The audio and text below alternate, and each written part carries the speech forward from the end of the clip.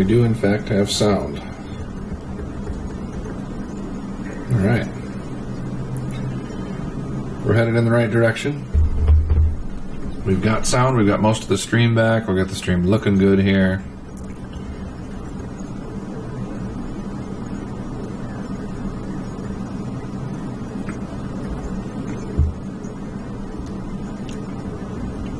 Before you know it'll be back where it was, which wasn't bad. And we haven't lost a player yet, so we haven't missed anything too big. Looks like Roberto has chipped up a little bit. Dean still has a mountain. And Bradiazia may have lost some chips. We'll probably get Molly in with an update before too long. She may be able to help us out. Let us know what we missed.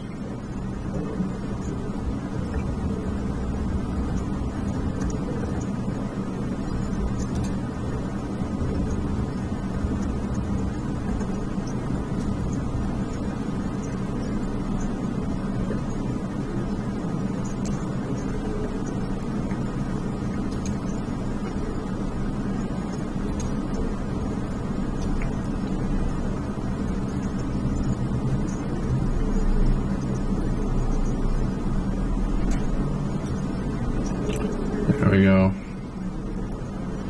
Get this thing looking like it should.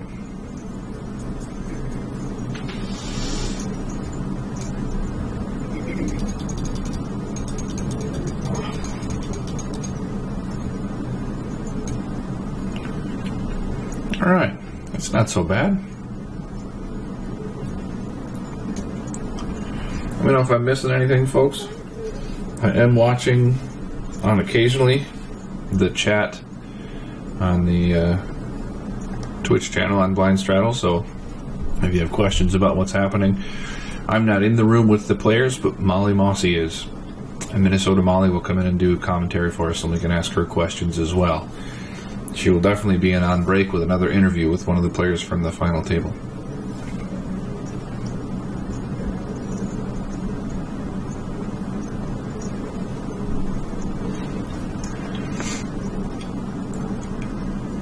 We're still at 2,000 ante, 8,000, 16,000 blinds.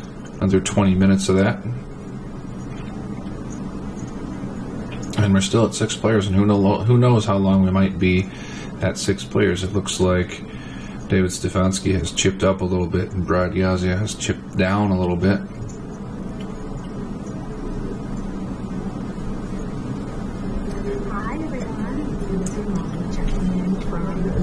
Table. I just wanted to bring you all an update really quickly of current chip counts.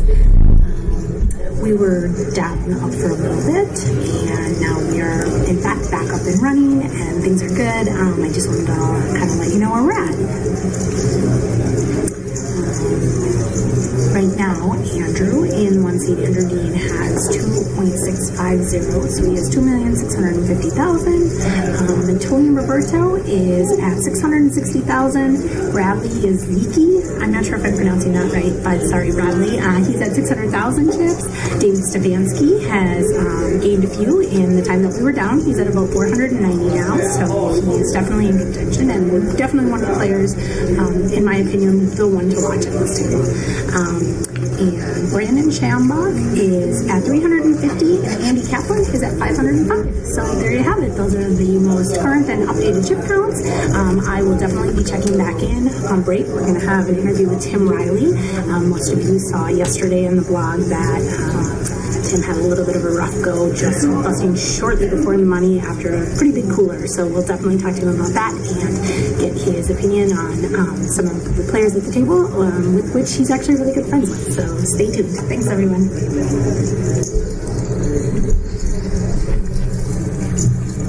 Thanks, Molly. That is a big help. Now we know some chip counts. So, our sideline reporter, Minnesota Molly, she's at Molly Ann Mossy on Twitter, coming in with some chip counts for us. Now we know where things stand. And again, it looks like Tony Roberto, 660K. I thought he had the big stack, but I think he's just got a lot of the smaller chips. Maybe he's been stealing antes all day.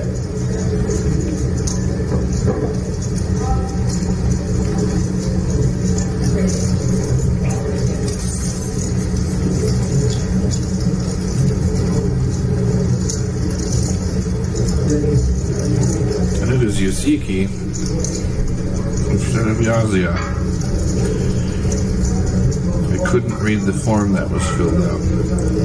My apologies, Brad. Been pronouncing your last name incorrectly this whole time. Luckily, he's still around. Still has chips to fight with, so we can say his name correctly a few times.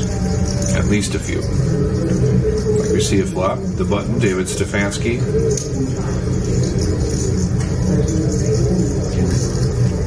And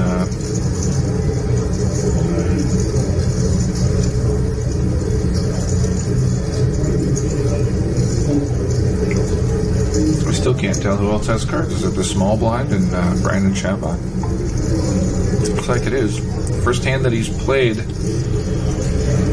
that I can remember at this final table, and he raises the flop and takes it down.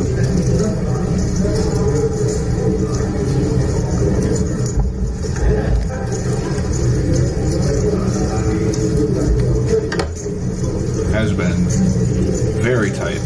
The least active player at the table by far. Has not been mixing it up, but that's been working for him. He was at 350,000 and was the short stack. But that hand was a big help for him and might have got him close to David Stefanski. They may be close in chips now.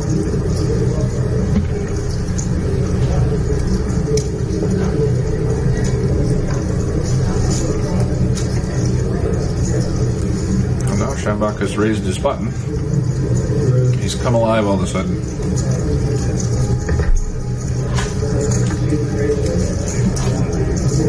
But he's got to be careful raising the giant stack in Andrew Dean's big blind.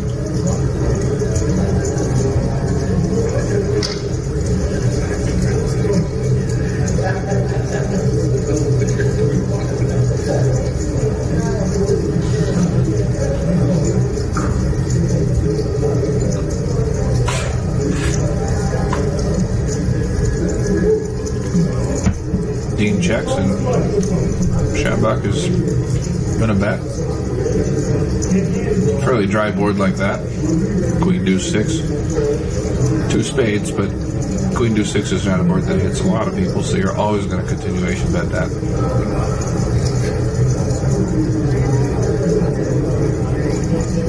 And Dean knows that Brendan Shambach has been tight, so he may very well be tight against him. But I think he's got a hand here. He called. And without a lot of draws out there, he's probably got a pair. And this might be a spot where you put the rest of your chips in if you're Brandon Shambach. The king probably didn't hit Andrew Dean. If he had a pair before, the king's going to be scary. Good time to fire a second barrel.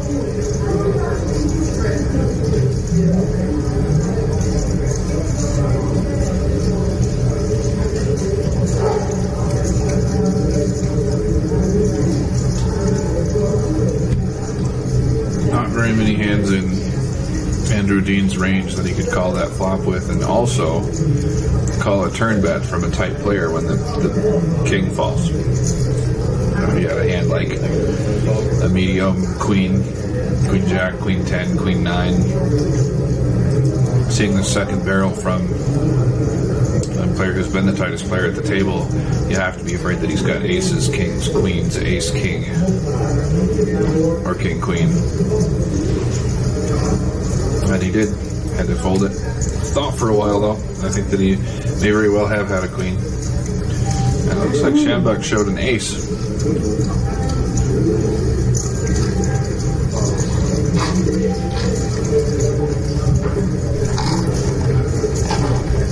Probably was ace king.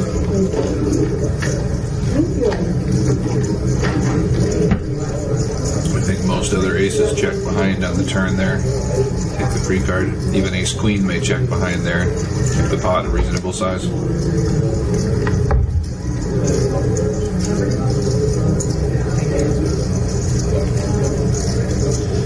Going back to the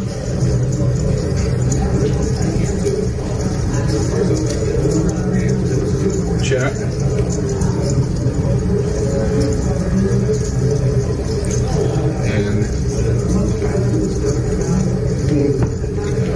Claire in the chat on Twitch here tells me that David Stefanski's got a lot of TV time in the last couple of years with WSOP and the Deep Stacks Poker Tour. That's good news.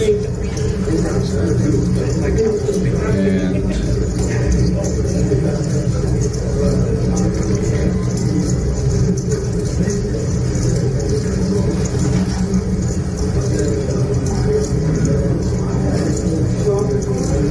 there are updated chip counts on foxwoodspoker.com now as well.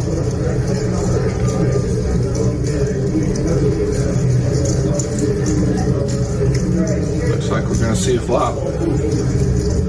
Stefanski raised and I believe Schambeck called.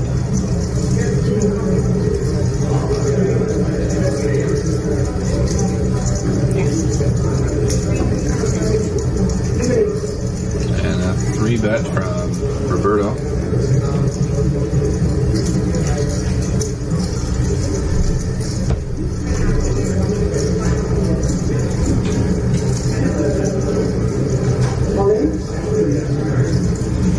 David Stefanski's all in.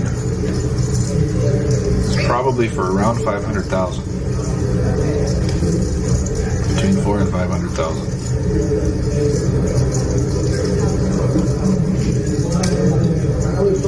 Schambeck folded.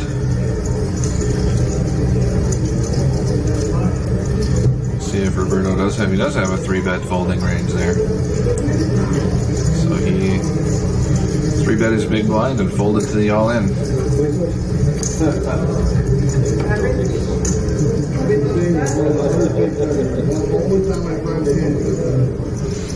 Respect for David Stefanski, I guess. Stefanski, a well-known live pro on the East Coast.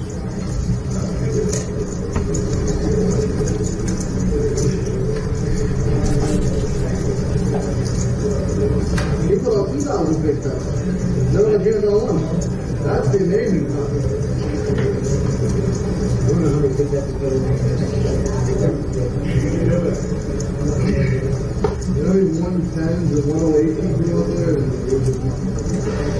Hi everyone, it's Molly Moxie. I'm checking in from the floor. I just wanted to take a quick minute to talk about that last hand that happened.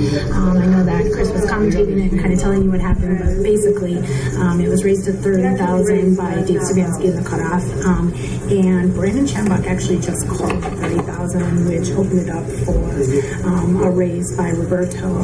He made it 120, and Stefanski really super, as you saw quickly, shoved all in, and it basically Schambeck folded, and then when it was back on Roberto, he said, "So you finally found one, huh?" But I just thought this was a really interesting hand to talk about because that's a spot where you never want to put Dave Stefanski because he is one of the strongest players in this room. You never want to put him in a spot like that where you just call his raise, because I have to believe that I guess I can't say exactly what I think that each player had in that hand, but no matter what, given the stack sizes, when Schambeck just called that raise, and then Roberto raised, no matter what, like Stefanski's shoving every time there, given his stack size, and so that's why on the break you might have heard me say that Stefanski's one of the ones to watch at this table, and that was a really solid example of why. So just wanted to check in and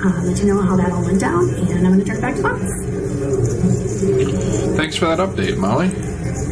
That is useful stuff, and we've got the updates going smoothly now. And while Molly was doing that update, it gave me time to pull up David Stefanski's winning statistics. Went to Hendon Mob and plugged in his name and found he's over $1 million in live earnings at a live cash of over 300,000 in the World Series this year.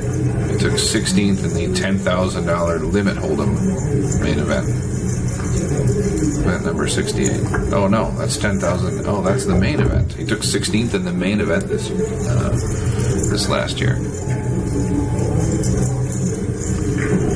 So that's a nice run. This is certainly the pressure's not going to bother him in this event if he's been in the final 2 tables of the big dance.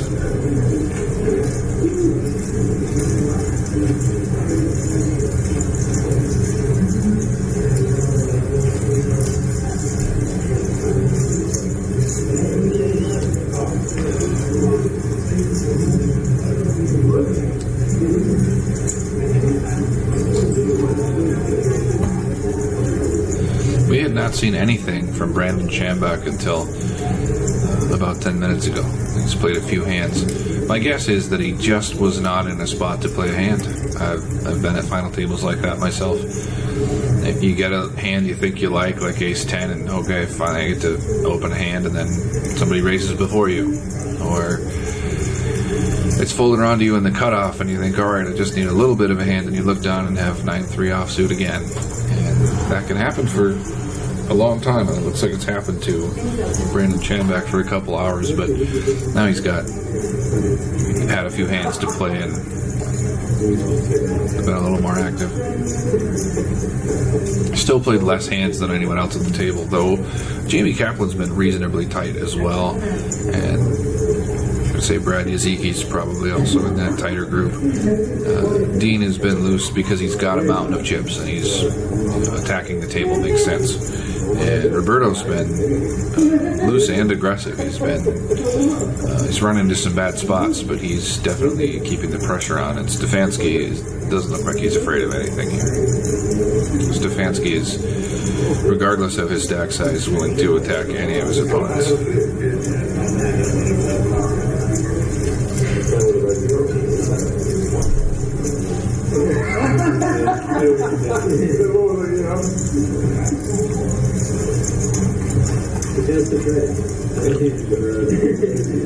I am occasionally watching the chat stream here on the Blind Straddle Twitch channel, so if you have questions about what's going on, things you would like Molly to update for us, just let me know, and I can ask her, or I can address whatever your questions are. Should have most of the information that you need on the screen, which is our goal for these broadcasts. But put all the information you need on the screen for you. Offer the commentary, but you don't even have to listen to the commentary if you don't want to. If you're tired of my voice or think I'm an idiot, you can turn me down, mute me, put on music, whatever you need to do. And you've got all the information that you need already on the screen. If you follow us at Blind Straddle on Twitter, we will let you know when we're up and running officially and when we're doing more broadcasts. We're hoping to be broadcasting large final tables all over the country. Looks like they've checked all the way through to the river, but not this time. Jamie Kaplan making a bet.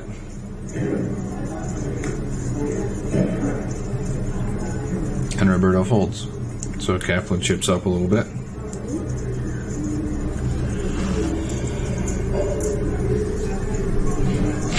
Jamie's a poker pro from Vegas, probably flew out to Foxwoods for this tournament series. I can tell you the games in Foxwoods certainly are better than the average game in Vegas. I spent 4 days in Foxwoods a couple months ago playing one of these Foxwoods tournament series, which I liked a lot. A wonderful room, great staff, really impressed with the room. I don't know why I hadn't been there before. Looks like they're having more fun than we are at the table. And the games were softer. They really were more action in the games than I'm used to seeing in any of the rooms in Vegas, where I spend about half my time. Really liked the games at Foxwoods a lot.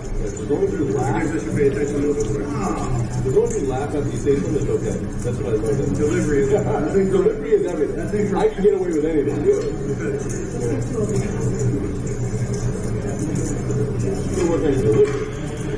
And things have changed a little bit. We're seeing a flop almost every hand. Okay, playing some poker now. These guys have, partly because there's so many chips in play compared to the blinds right now, with 5.5 million in play and the blinds at only 8,000, 16,000. These guys have a lot of chips to play with, and so they will see flops, especially all these poker pros, at least 5 poker pros at the table.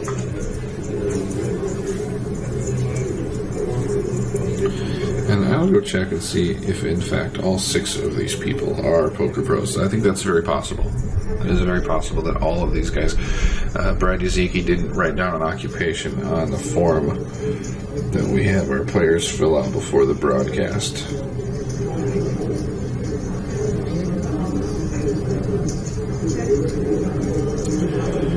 But that's what the Google machine is for.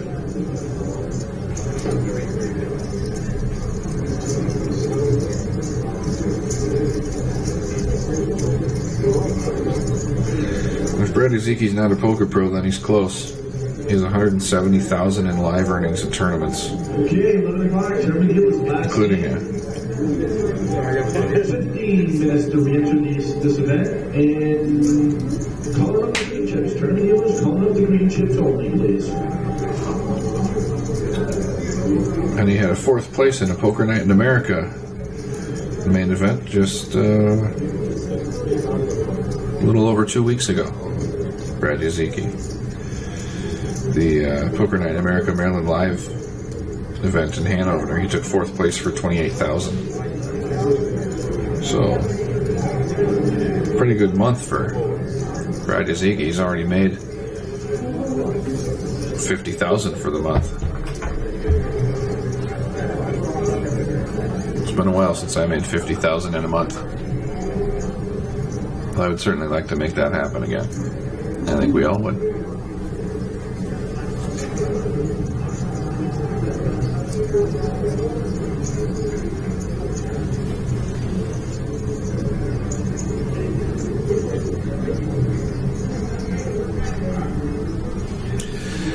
And Molly says, I've even managed to win some cash sessions here, so they must be good and soft.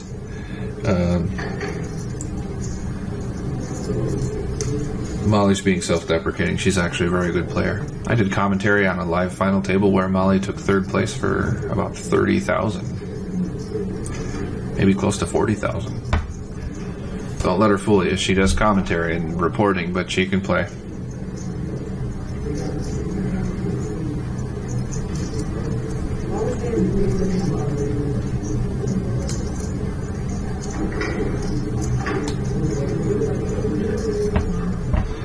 And there she is, probably getting some chip counts for us.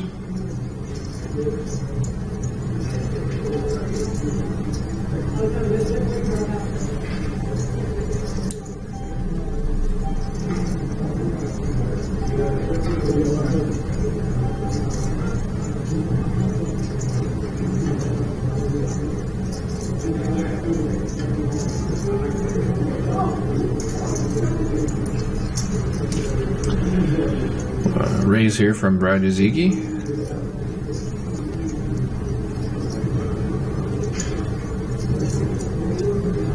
Looks like it was a raise. A raise, a 3-bet, and an all-in. Raise from Yazicki and a 3-bet from Schambach.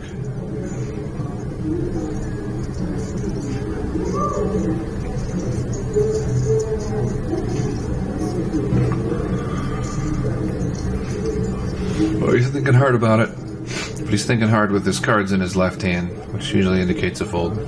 Yep. That usually means more thinking about how annoyed he is at having to fold than really thinking about calling. Very rarely does a player hold his cards that way, where they could potentially, where they're unprotected and they could end up in the muck accidentally. It's a psychological thing. If a player's really thinking about calling, they're usually protecting their hand quite carefully. They want to make that decision and not have any risk that it would be made for them. So you don't see a player shuffling his cards like that with one hand and then calling very often. That usually indicates a fold is coming.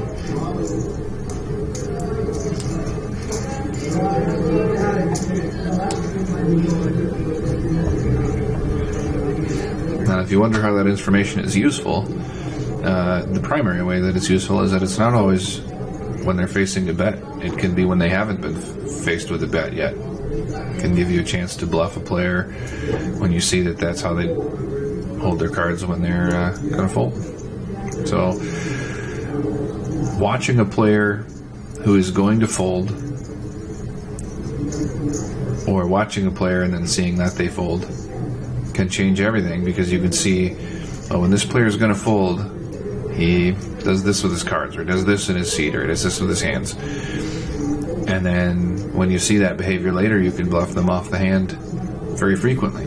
And be careful with fake tells. Don't try that sort of approach on Phil Hellmuth or Phil Ivey, but against typical players, it is often true. My guess is that Schambach, being a poker pro, doesn't exhibit that behavior when he's not facing a big bet. Probably doesn't have a tell like that in situations where you could use it. But we can watch and see.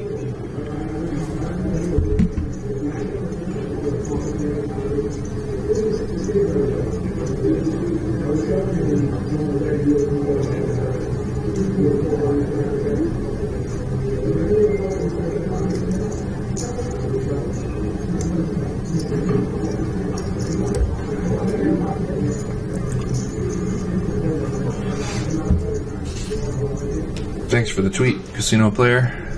Appreciate it. Once we have this broadcast thing really nailed down and professional and slick, we'll be promoting our own stuff on social media pretty heavily. We haven't promoted this one much. We're really just going to do this one for the little added value for the people watching the Foxwoods event. But we're not promoting it quite yet. But we definitely appreciate getting the word out.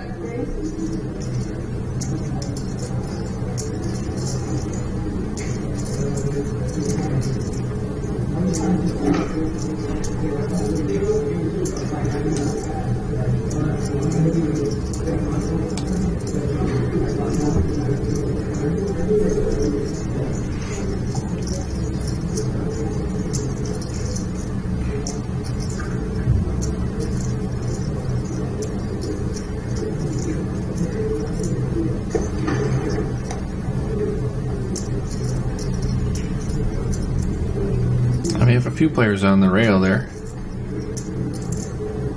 And Molly, of course. And it'll probably be our tournament director, either Juan or Terry, maybe, poker room manager. Standing there with her.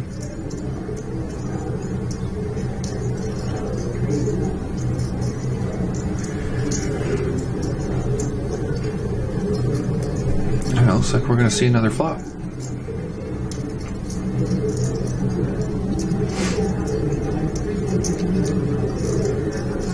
Roberto and Schambach.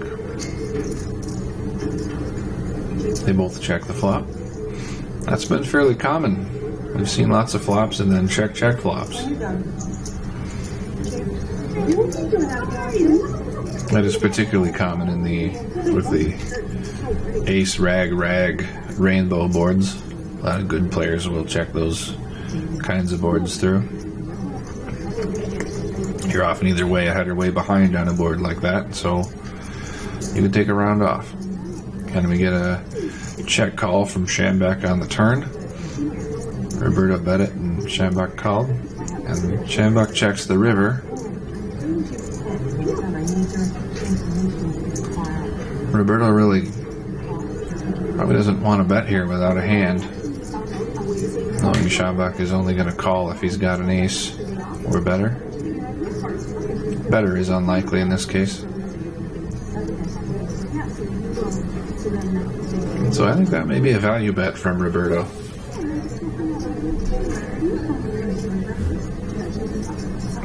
Oh, and I'm told in the background it's Noah, the floor person.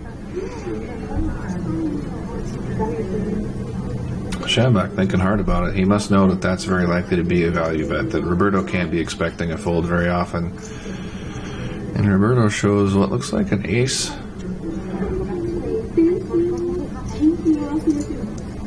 Could be an ace king or ace queen. And takes the pot down.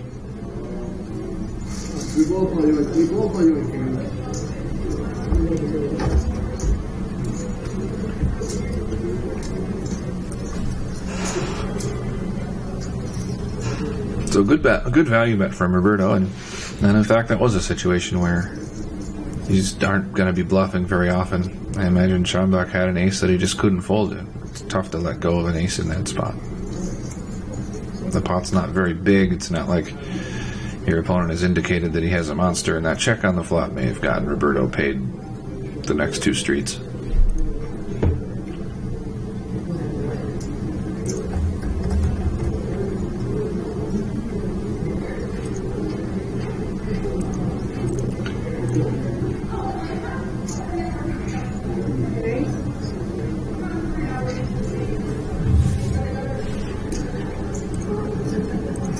It did look like ace king, but I couldn't tell exactly.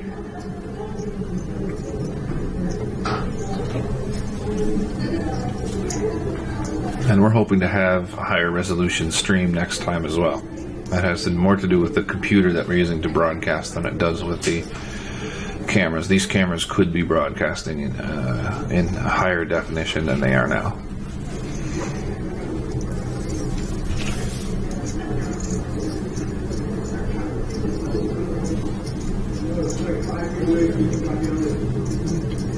Yet another flop. Unlike some boring final tables with just raise it, take it, this is, we're seeing flops almost every hand.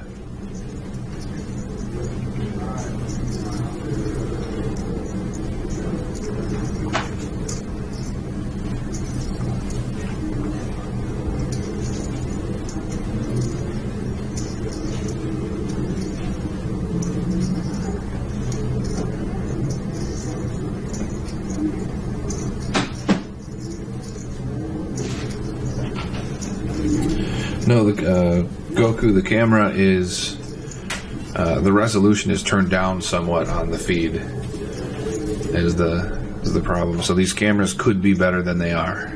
And we're hoping to, on our next live stream, we should have a little better looking feed.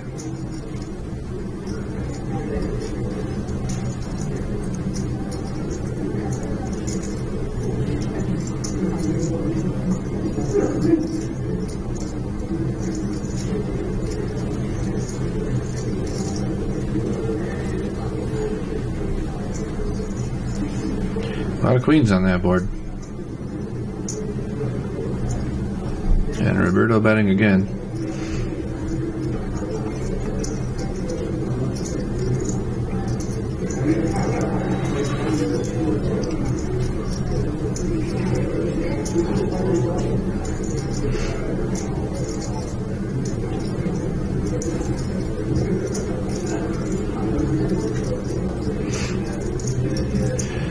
Shambach not doing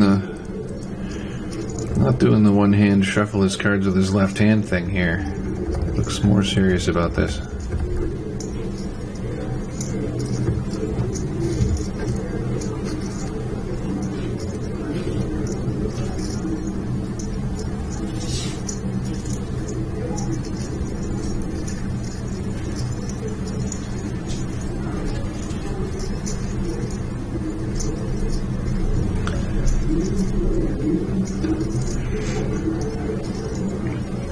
And those of you discussing the cameras in the it is Dean, not Shambach. Discussing the cameras, feel free to talk to Foxwoods about that. If they get a better feed, the better camera, we can do a better feed, that's for sure. But I can tell you right now that the resolution is turned down because of one of the computers. We can do better than what we're doing now with the camera setup they have.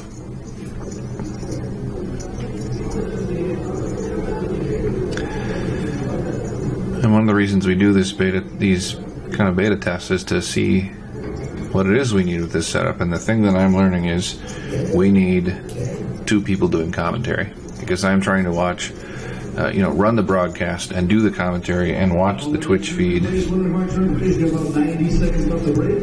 You start taking seats. It's a little over 1 minute left to get into this event. 1 minute left.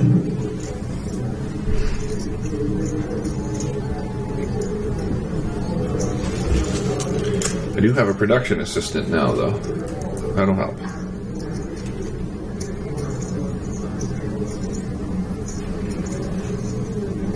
And I will let Molly know that the scroll has stopped on that the clock has stopped on the feed.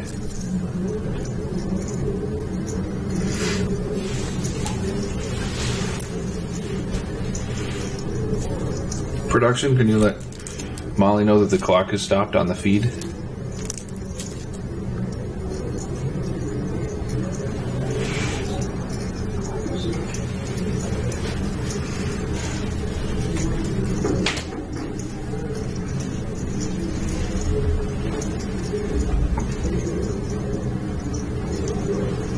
Now Roberto could really be betting a wide range here. Anything Oh, probably. You gotta think nines or better is gonna probably bet here. He could have a queen, but he could also be betting aces, kings, jacks, tens. Though tens might not be as excited now that that 10 has fallen, but very unlikely that his opponent has a 10. You know, it looks like Dean may be sticky here with a pair, and so if you have a pair like nines, you can probably value bet it here.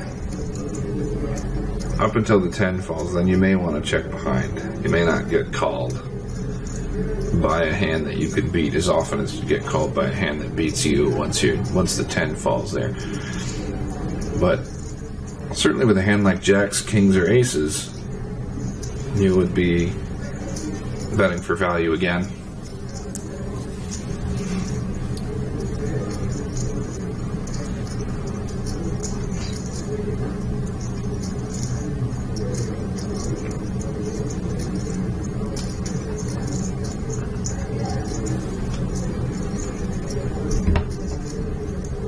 And we've got our clock running again. The clock was running the whole time, it just wasn't being displayed.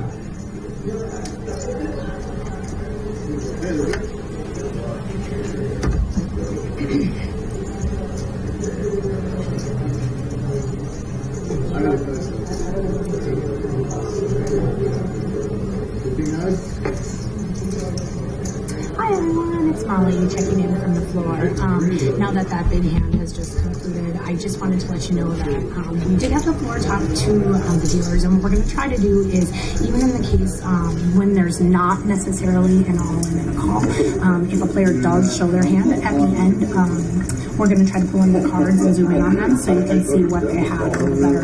I know that from the zoomed out cam it's a little bit difficult to see, so to the best of my ability, I'm going to try to zoom in, and we're going to try to show you what the players are showing the table and the rail whenever we can. So thanks for being patient with me. I'm doing all the updates and the photos and the chip counts and doing some of this commentary, so it's been a blast. We're having a ton of fun. Thanks for being patient with us, and stay tuned.